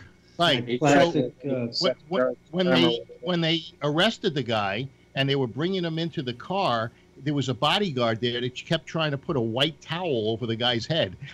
And, it wouldn't stay on. In that case, we could get into a long argument about what's illegal about selling. Well, isn't so much selling plans; they're selling the software for the programming to make a gun out of. As of right now, it's not illegal. It's free. It's free. They're not selling it. They just put it online for free. Yeah. As of right now, it's not illegal, and I don't fault the man for it. And I love how the new. I think Brian is getting easily offended. I'm sorry to interrupt, but is just using the fact that he's being brought up on a sex charge. Which, if he went to Taiwan or wherever it was to evade that, that's shame on him. But let's focus on if we're talking about I haven't heard about this. They got him on a sex charge? Yeah, a 15-year-old girl, I think. Yeah, like software-wise, not on the software he was disseminating to people. But really, they got him on this to get him on that. Is what really was happening. Well, that's the same thing they're going to do to that Assange guy, right? Well, who knows what's going to happen to that creep fest? Didn't they say for him to get out of the where he's holed up? As an American hero, Alex. Huh? You don't regard Julian Assange as an American hero? To a point. When he was ratting on the. But then he as an American hero. I don't consider an American hero when he got in league with Trump. He calls it like he sees it. He calls out democratic corruption. I think there's some other agenda with Julian Assange that. I'll take information any way I can get it. As long as I'm getting dirt on both sides. I don't play favorites. You know that damn well. I'm trying to remember why Assange had a vendetta out against the Clintons. It had something. He originally he released a whole bunch of information that was private to the government and outed a number of I think CIA people and put a number of people in danger. And the Republicans were not happy about that. Then he was going to out a whole bunch of stuff about the Clintons. So it must have been something that Hillary Clinton had on Assange that he didn't want her to get elected. And he did everything in his power. Some hard-on he had against the Clintons, and I can't remember what it was. Well, she was Secretary of State, I think, at the time that he released all that information. And so there may have been, she might have been out to get him. And if she became president, she might have gotten him. Yeah. She's a little bitch, isn't she? Yeah. But today, once again, our president embarrasses us to the world. Did you see that speech? He's the greatest economy. He's done more as president than any other president has done. Now if you don't believe it, just ask him. Now you're just if you don't believe it, just ask him. Now you're well, the best thing was his reaction. Because he's that was saying funny. that and hearing people go, yeah, and then there was just this snickering and then all-out guffaws, which I thought was and then he said, I didn't expect that, and everybody broke out in cheers. it was funny, and it was good timing. It was so funny. I mean, I think his response was certainly funny. Yes. But just the whole nature of the speech, I mean... he came out and did a 10-minute advertisement for himself up front.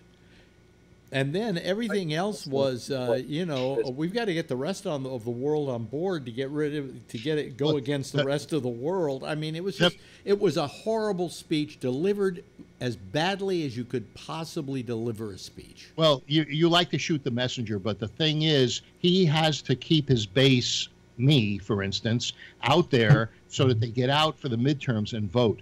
And so how do you do that? You get in front of the world, all the world's leaders, and you call them out. You call out the Iranians. You call out, I don't know if he called out the Russians because I only saw snippets, but I did see the Iranians. He's not going to call out the Russians. Those are his best buds. Yeah, but it's mostly, you know, it was the Iranians, and was he pro-North Korean, this speech? Yes. Oh, yeah. Yeah, he was pro-North Korean. And he was pro-Iranian in a tweet earlier in the day. And then when he went on the speech. Oh yeah, he said what's his name is a nice guy. I'm sure he's a real nice guy. Yeah, and then he like trashed him in the speech. It was so weird. It was just so weird. You know what they call that in business? They call it a shit sandwich, where you say I love you, I love you, I love you. You're a piece of shit, and I love you, I love you. You package, you're a piece of shit. I know. On both sides. He is kind of a coward. Kind of. He is a coward. Kind of. No, yeah, because if he was a coward, he wouldn't be putting up with all of this shit. No, he is a coward, though. What he does is he's very in your face about people until he meets them, and then he's like a pussycat. You know, oh, we got along so well. He's really a good guy. Blah blah blah blah blah. If he just went, if he went to Iran or they came over here to talk to him, he would walk away. If they just said, "You're just the greatest president that ever lived," he would be saying they were the most terrific country in the world and we've had them all wrong all along. I mean, this guy, as long as he gets his dick sucked, he's yours. You know. You know, you don't get people to do what you want by calling them sons of bitches to their face. And you know, in the beginning, if you create no. But if you've been calling them sons of bitches all along, then you are a coward when you don't call them a son of a bitch to their face. Well, he did in the UN today. Huh? You know, what's the president of Iran was there? Rafsanjani. Yeah. Yeah. Why I can remember his name, but I can't remember anything else is beyond me. Yes, Brian. Yeah, two things. One is what you said earlier, but as soon as he leaves the room, as soon as everybody leaves the room, even after they're done sucking each other off or whatever, he's going to go back. More than likely, he'll go back to bashing them because that's what bullies do when they're isolated and left alone for long periods of time and secure. Brian, the other is any more references to his cock, to Trump's cock, may land you or me in legal trouble with the Nintendo Corporation. Brian, because of the mushroom thing. He's my bully. You know. Yeah. And remember when you're in high school? school? Yeah. You remember when you're in high school and you say, "Hey, my friend knows karate." Well, I voted for Trump. Well, you know, Trump loves to, among his other hobbies, it's to suck attention out of the news and get it placed on himself. That's fucking true. And here we have this big gathering on Thursday when, what's her name? Dr. Ford, is it? Mm-hmm. Is going to testify in front of the Judicial Committee. Who said she testified to? Is going to Smith or somebody. No, they're not going to let her. Trump said that they should. He did. Yeah, but Grassley's in control of that committee, and he said no. Well, anyway, here's the point. Here's the point. So she's going to testify on Thursday. When is what's his name, Rosenstein, supposed to show up Thursday. to see Trump? Also he's on supposed Thursday. to meet Also Trump on Thursday. Thursday. Yeah, Anything he can do to create a split screen, he's going to do. Yep. Michelangelo Signorelli was making the same point too earlier on a program. Yeah, I mean it's brilliant strategist. Ugh. No, Trump. Yeah, right. He's the best president we've had, almost. Ever. I've been starting to read the book by Woodward. Oh, how is it good? Yeah, I have too. Well, I don't know. I've done about 10 pages. I just started it, but it even starts off with the whole incident with the letter being taken off of the president's desk so he wouldn't sign it. He was ready to sign an agreement to get rid of our trade agreements with South Korea. And what that would do to our defenses would be to throw them up in the air and make them almost useless. And he was being warned. He was being warned by everybody. Kelly, Mattis, all of them. Do not sign that. And when does the trade agreement have anything to do with the military presence? Yes. Who drafted that letter? It wasn't Comey. No, it was Comey. It wasn't a major person at but another writer that they had gotten to write this thing, and it's probably his troll. They Stephen Miller. They even have a copy of the letter in the book, and he was told by everybody not to do it, and this guy saw that it was sitting on his desk for signing, and he just will sign anything, right? You know, you're Pat Buchanan type. No, anyway, so he took literally the book starts off with this guy pulling the letter and putting it in a folder called Keep. Somehow his mind can't stay focused on anything, and he forgot about this letter and moved on to other stuff. He needs an Alexa. Yeah, actually, I got one more. No, he needs a Dyslexa. Yeah. Also, he must. Do you think he has a mental problem? Do I think he has a mental problem? I think a lot of that stuff is. No, that's a purely sane, rational mind we've got going there. He's crazy. Yeah, I heard the best argument, Alex, for why Mitch McConnell is in such a hurry to get Brett Kavanaugh approved for the Supreme Court, and I just heard this yesterday. And it's because he's afraid that the Democrats are going to take over the Senate. And if they don't get Brett Kavanaugh approved by then they might pull a Mitch McConnell and keep the Supreme Court at 8 until the 2020 elections. Well, they could do that, or the president would have to put somebody in who was acceptable to both sides. That would be Merrick Garland. Well, that would be Merrick Garland would be a perfect choice because he in fact is a very much of a middle roader. He could have. I thought he would have been a good choice when Obama recommended him. Well, at the time, there was nobody else. I thought Obama was going to recommend someone. Merrick Garland seemed like a reasonable. The pick. Republicans were making a rash decision when they decided not to try and hear him and consider him because they didn't know whether they were going to win the election or not. And they had to have some balls there. And if they didn't win the election, they'd be sitting around with buyer's remorse saying, I wish we had Merrick Garland in there. You know?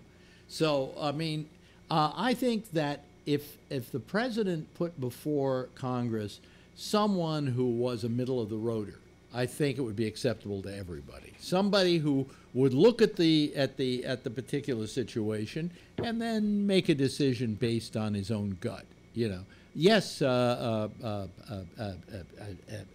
Brian. Right. I was just going to. So it's Brian. Yeah, I was just going to say that'll only happen though. I'm assuming it's the Senate that can only confirm or reject justices that are appointed by a president. Just the Senate, not the. Okay, because there are a lot of speculation that the Senate will remain Republican. The House is more likely to turn Democrat than the Senate is. Don't count on it. The latest, anything possible. Like I said, don't. Some of the latest stuff that's coming out is the various races, like the race in Arizona for McCain's seat, is right now this woman whose name is Sinema. Of all things, it's Jeff Flake's seat, though. It's not. It's Don't not. Dance on the grave till the motherfucker's dead. Jeff Flake's seat. It's not McCain's. It's not McCain's seat. It's Jeff Flake's seat. Oh, it is Jeff Flake's seat. Yeah, it's the pilot woman. That, well, he's a Republican too. But I mean, barely. If she got it, she'd be a Republican, but she'd probably vote with the Democrats. You know. Oh no! Wait a minute! excuse me, she's a Democrat and she's running for the Republican seat that's been held by Flake, I guess. And if she gets it, there's your even Steven, and then there's one other place where they say the Democrat might win for the Senate, so that could put you 1+. Huh? State of O'Rourke in Texas. Yeah. Yes. No way. It's 54-44 for. No, I think it's closer than that now, Phil. It fluctuates. It fluctuates all the time. Yeah, but the Congress, I think, is going to go Democratic. I don't think the House of Representatives will do anything but that. And the Congress is in charge of redistricting in terms of census, right? Yes. Well, that's 10 years before another census. Well, it's 2 years away. No, the states states do the redistricting. The Congress doesn't have anything to do with redistricting. Oh, really? The only thing the Congress does is take the results of the census and say, hey, Kentucky, you get 6 representatives. And then it's up to Kentucky to decide what districts they're going to have to represent those 6 seats. Okay. It was less than 2 years ago that the census people came around here, because they came while I was in this apartment, and I've only been in this apartment 2.5 years. So well, I think did you hear what Wilbur Ross wants to add to the census in 2020?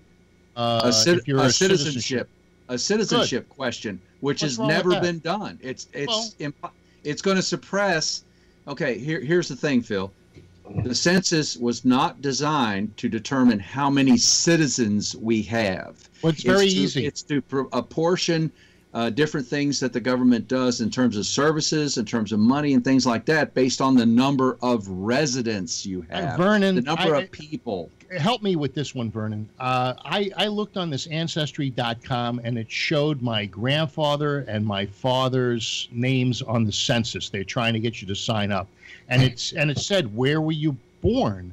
And it was one of the things. It was born in New York, and Brooklyn, New York, or Queens. So doesn't that kind of lend to whether you're a citizen or not?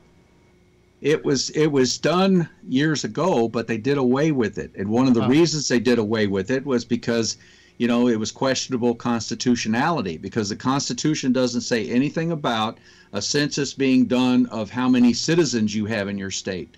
It's just how many people you have in your state. Does the Constitution say anything about a census? Yeah, every 10 years.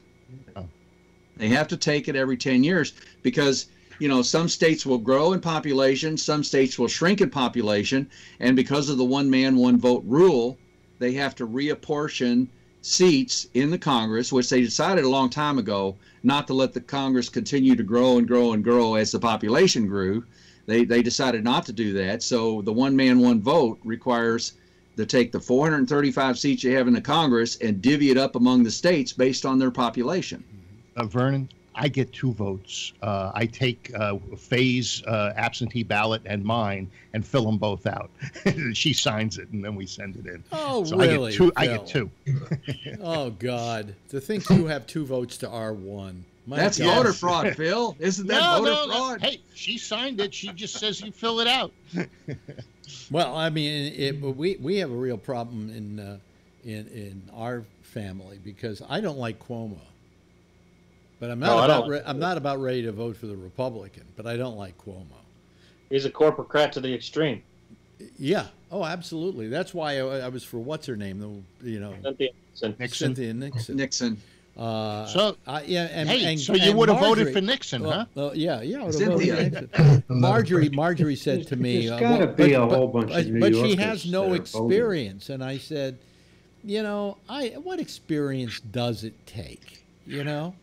I mean, really. That's what I've been saying about Trump. Well, New York had a blind guy for governor once, didn't they? With a friend of Alex's. With the president, I think with the president, there should be. You don't want amateurs, and where we get those people who are not amateurs at it. The best person to be a president is a person who's been a governor. Because they pretty much have the same things to consider, budgets, military, all kinds of things. And so if you look at the history, of the presidency, who have become presidents the most? Senators or governors? More governors than senators. More governors than senators, absolutely. In fact, you've got to go all the way back to, let's see here. You've got to go all the way back to, I think, Kennedy to get a senator, if I'm not mistaken. Right? Yeah. Well, what were you? Lyndon Johnson was a congressman. He was a congressman. Oh, he was a senator too. Senator. Yeah. Yeah. He was both. Hey, that's right. Vernon was right. Take a drink. The census is mentioned in Article 1, Section 2, and in passing in the 14th Amendment. So, it is in the Constitution. Yeah. Yeah. Well, they thought of everything. It's kind of. But now my question is, I've been asking this question for quite a while, and of course Phil goes apoplectic whenever I do. Not everything, because otherwise the 13th and 14th Amendment wouldn't have had to been addendumized to the original 10. Yeah, but here the problem that I have is that I think that maybe we have to have a constitutional convention and rewrite that goddamn thing. And after all, how old is it? Since 1777 or 78 or something like that? 76. 78, I think it was when it was ratified. Yeah, why don't you rewrite the Magna Carta while you're at it? Well, it was based on the Magna Carta. Nobody's living by the Magna Carta You know what, right Phil? now. Also, real quick, I love it when conservative. There was a justice or somebody who said that laws can be inspired from international treaties and international whatever, and there were a bunch of right wingers that were pissed off at the fact that we had a justice who was saying stuff like this, and I thought to myself, well, the Constitution was based off of an international document, the Magna Carta for one, wasn't it? I think so, but here's the thing. We have a Supreme Court that how they make their decisions is all their job is to interpret anything that's brought before them as to what is constitutional and what isn't constitutional. And to use this doddering document as a blueprint is, I think, not keeping up with the times. I don't think it's a doddering document. Why don't you think it's a doddering document? It's stood the test of time, except for socialists. It hasn't. No, it hasn't stood the test of time. I mean, if it's so perfect, why is it we have one document that makes prohibition legal and then another article that takes it away?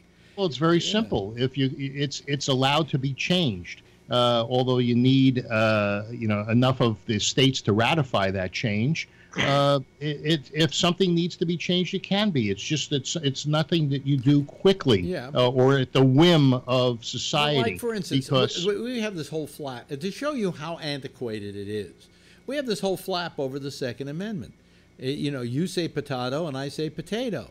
I say it's a right and you say it isn't. I'm saying that it's a cumulative right. It is a group right. It is not an individual right. As stated in the Constitution of the United States. Well, read it.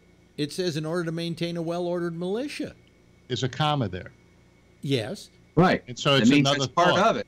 A well-ordered militia, the right of people to bear arms. It's just borrowing part of the preposition. No, what it's saying is you've got to be a militia in order to carry a gun. Well, we are a militia. We're citizens. No, we're not. No, we're not. We do not have a militia. We're a citizen militia. The closest thing we have to militia is some states refer to their state police as the militia. What about the National Guard of the state? That's a militia. That's a militia. I mean, a group like the Army, the Navy, whatever, have the right to bear arms. If the California National Guard is and it militia. shall not be infringed. Whatever. Remember in the Dog Day Afternoon? See, I know it better than you do, but the fact is that because of the way it's written, it is so open to double interpretation, depending on who the justice is, and that's why for the next 40 years we're going to get the interpretation that I want. Well, maybe not. Maybe we won't. Well, let me ask you something, Phil. Maybe we won't make. A lot of people who have the same feelings that you do, wanting Kavanaugh on there as the fifth vote to overturn, for example, Roe v. Wade. Do you think that's going to eliminate? Do you think that's going to eliminate all abortions if they overturn Roe v. Wade? No. I don't think they're going to try. It's not going to get rid of it. Oh, I think they will. I think they will. Well, that's one of the big pushes for Kavanaugh. There are immediately going to be groups who are going to, push a question before the court on that nature to see how they vote on it now. Yeah, they might, but that's what's so wrong. That's what's so wrong with the Supreme Court. I mean, the fact that we're worried about them taking away something another court has given us, they shouldn't be allowed to. Yeah, and how about taking away something that the Constitution has given us, like the Second Amendment? The court's not talking about taking away the Second Amendment, Phil. No, and they won't be as long as we get Kavanaugh in there. We never have. The only way to get rid of the Second Amendment is by a constitutional amendment. As long as you, by the way, did you see Mr. Happy Paws on Fox the other night? Yeah, my mother was watching. He's a virgin, my mother said. Yeah. Yeah. He's a virgin. He was in high school. Talking about? It begs the question, though. You can be a virgin and still hold a woman down, feel her up, and put your hand over her mouth. That's true. And the reason you're still a virgin is because you keep doing that with women, and they keep running away. Yeah, but the thing is, It's 36 years, and these people are coming out of the woodwork where they had an epiphany that through psychological counseling they realized that this happened to them, but they can't place when, where. This is not fair. This is not right. Oh, he's not admitting it though, Phil. If he was admitting that, I went through a bad time. Why would he says he wasn't. Why would he admit something like that if he's so drunk he can't remember? Why would he admit something that he didn't do? He can't remember it. He can't remember it because he was so drunk. Now, you know what? This drunk stuff, I think, was more his frat, and I don't think he was a drunk. Nobody that knows him since high school. That's wrong. Didn't you hear this person that's come forward and said he was a major alcoholic? Did you hear about Michael Avenatti's new client, Phil? Oh, yeah. It's another porn star almost. Yeah, no, it's not a porn star. This is somebody who's very respectable. When her name has not been released, but she's talking about train parties where Kavanaugh and his buddy Judge and a bunch of his buddies would have these parties, and they would gang rape women after getting them drunk or on drugs. She can claim anything she wants. Tony gang raped all of us tonight, and you can claim anything you want, but you know what? You got to prove it. No, you don't prove anything. It's not a court of law. First of all, Phil. First of all, Phil. First of all, it doesn't matter if it's a court of law. This man is being impugned by these accusations, and it's a job application. It's a libel. It's not. No, it's not because libel. He applied for the job. He applied for the job. He knew what he was getting himself into. That's bullshit. Well, yeah, it's not bullshit. Absolute bullshit. If you can't, Phil, let me ask you a question. If it was returned, wait a minute. Who? Somebody slap it back. Who's got slap back? Okay. I bet it's Jack. Jack? No, wait a minute. Let me turn this down and see if I can stop the slap back. Hello? There we go. Okay. Is that better? Yeah. Okay. If the tables were turned right now, Phil, and there was a Democrat in the White House and the Democrats controlled the Senate, and we brought a joker like Kavanaugh up, you would be fussing just as badly about this left-winger that we were trying to put on the court as we are now about Kavanaugh. Now, tell me that I'm lying. You're lying because there's been other justices Jack that wants were to appointed. talk. Jack wants to talk. Jack? Yeah. Right now, you have Republicans pushing for another constitutional convention. They are 3 states away from having enough to do it. Every other Western democracy in the last 100 years has rewritten its governing document. And Jefferson, the guy that wrote the damn thing, said we ought to revisit it every 20, 25 years anyway. Jack, most of those governments have rewritten their constitution based on the U.S. Constitution. They redid it, so what?